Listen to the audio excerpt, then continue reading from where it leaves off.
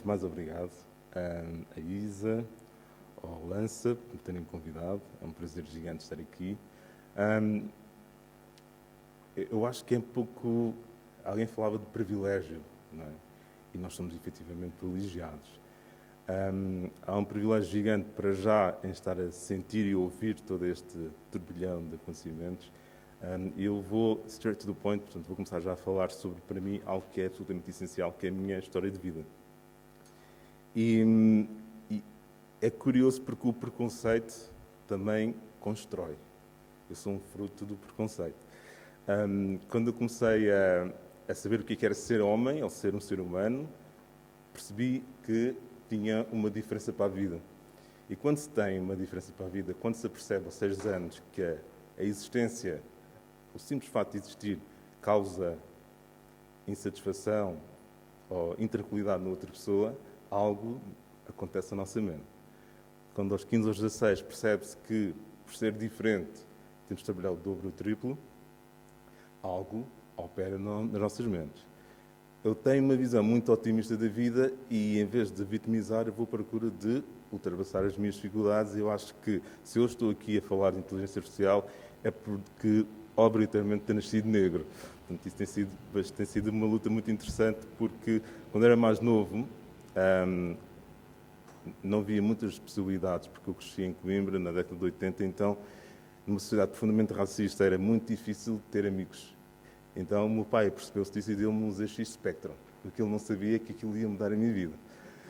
Quando eu agarrei o meu ZX Spectrum, enquanto os meus amigos jogavam Mega Drive, eu literalmente, em vez de ter o peixe, aprendi a pescar.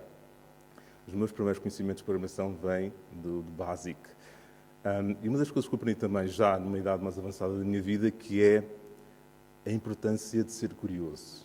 Há um arquiteto italiano, o Achille Calzeglioni, que diz o seguinte: "If you are not curious, forget it." Ou seja, se não fores curioso, não vais a lado nenhum.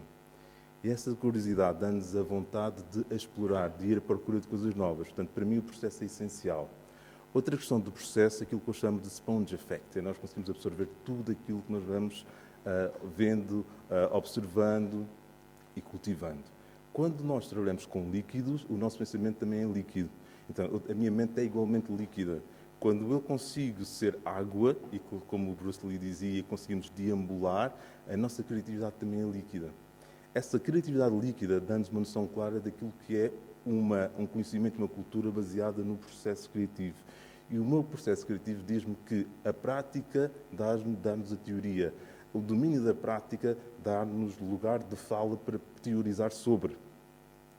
Essa base da exploração da teoria do pensamento obriga-me a mim a dar um salto quântico para aquilo que eu chamei na altura de design generativo, quando eu percebi que poderia ser criativo e poderia ser geek ao mesmo tempo. Ou seja, eu podia perceber, podia ir buscar o meu universo computacional, que começou com os ZX Spectrum, daí o meu ateliê chamar-se Spectrum também, quase um tributo, e trazer princípios básicos, estruturais, da computação com a criatividade. Eu costumo dizer que eu sou um criativo com conhecimentos computacionais e não o contrário.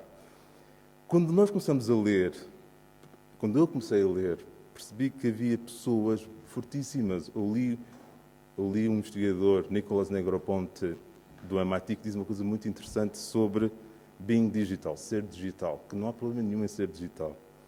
Eu achei delicioso. Eu continuei a trabalhar mais, a ler cada vez mais e descobri um senhor que se chama Cassie Rees, juntamente com o Ben Fraker, era um processing, que disseram o seguinte: é muito redutor pensar que o digital resume-se a ferramentas, é também um modo de ser, um modo de viver. Eu fui colecionando todos estes pensamentos e cada vez as coisas faziam mais sentido na minha mente. Quando continuava-se a falar da ideia de criar e de usar sistemas generativos de criação, eu percebi também que o analógico e o digital apareciam quase em oposição. Ou seja, como se fossem coisas paralelas, coisas que não se intersetavam.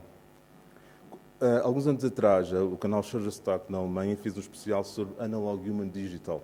Eu achei muito interessante, colocava o homem no centro. Isso faz sentido.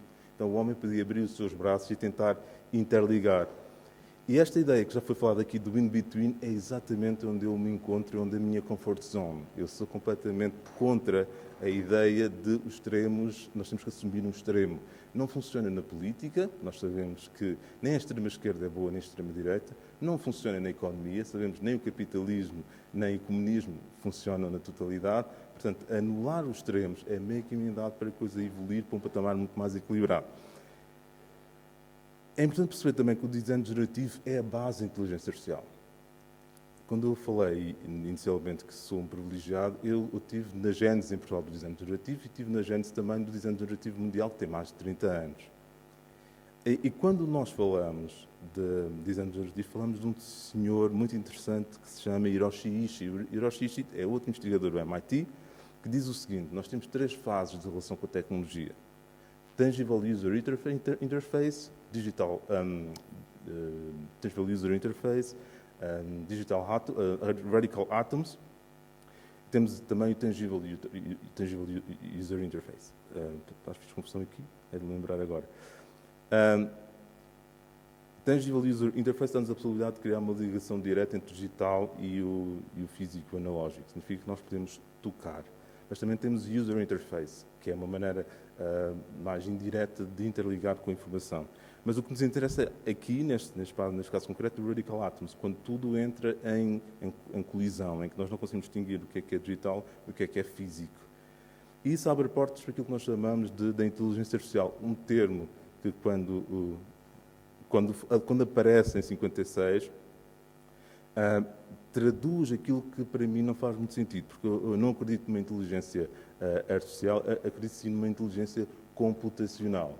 Esse é o ponto crucial que nos permite, no fundo, desenvolver uma lógica muitíssimo mais abrangente e muitíssimo mais inclusiva. Quando nós falamos também da importância da inteligência artificial, percebemos que há um core, há um ponto que nos distingue. Não é? A inteligência artificial é uma espécie de...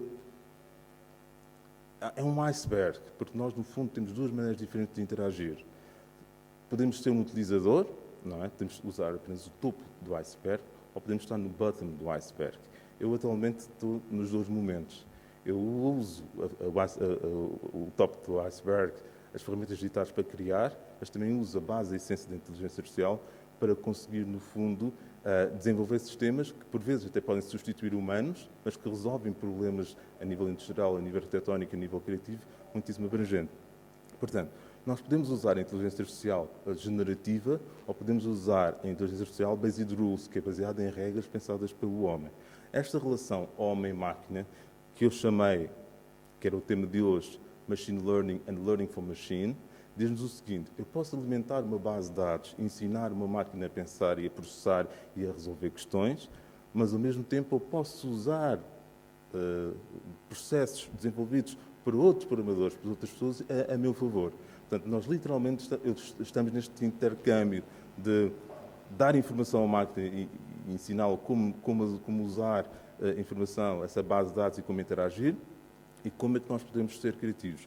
Da minha experiência pessoal, o que é mais interessante, a pressão sobre o ato criativo é muitíssimo superior agora, porque o nível de exigência é muitíssimo maior.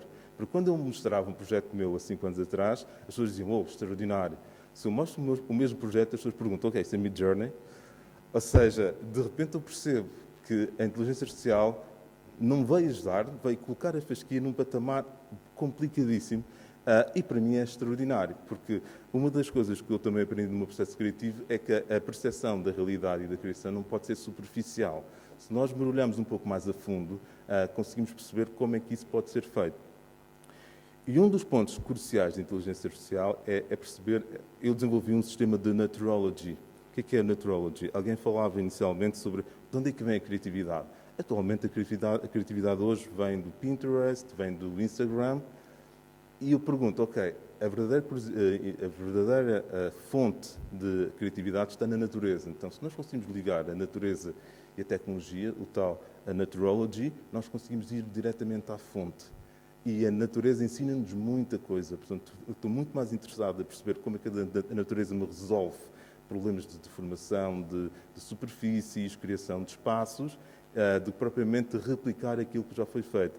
Porque a própria tecnologia dentro daquilo que nós chamamos da computação, durante muito tempo foi baseada na matemática e na geometria descritiva. E atualmente nós não temos programadores para desenvolver, ou programadores ou cientistas que consigam ir a fundo das ciências da computação.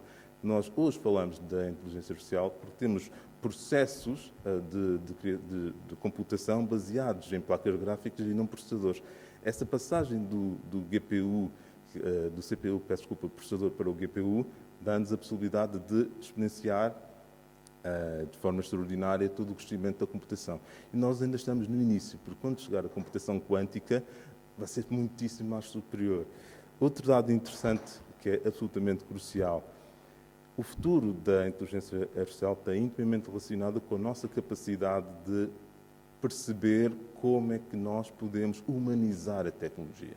A humanização da tecnologia é absolutamente importantíssima. E para além da humanização da tecnologia, que é como é que eu posso usar a tecnologia a meu favor, respeitando da parte ética, cultural, económica e social. Não esquecer também que falamos de herança cultural. É preciso parar e começar a pensar na herança digital, porque já a temos. Obrigado. Assim, um extra. Muito bem, muito rapidamente. A Isa desafiou-me a criar um pequeno troféu e era interessante. Eu queria que fosse um pequeno statement que explicasse um pouco como é que funciona. Isto é bastante simples, já que é um storytelling muito básico. Eu criei um algoritmo que era basicamente um cilindro, nada extraordinário. Lá está a matemática e a geometria como base essencial da criação humana. Racionalização, lá está. E tentei perceber, enquanto impacto, que é o nome do festival, se eu colocasse a minha mão num cilindro, o que é que aconteceria? Que tipo de ondas é que eu poderia gerar? Então, o algoritmo, como vocês podem ver, já foi um cilindro, eu deixei a estrutura basicamente similar. Ao colocarmos a mão, sentimos que a energia do nosso corpo emite ondas que destrói, que vai deformando o cilindro. Portanto, a ideia do troféu é exatamente isso. É quase fazer um freeze do movimento da ação do corpo humano, em que nós podemos causar impacto sobre os objetos e podemos causar impacto sobre as pessoas. Só para dizer que foi desenvolvido com um algoritmo, o G-Code foi otimizado por ChatGPT e foi produzido por um braço robótico. Obrigado.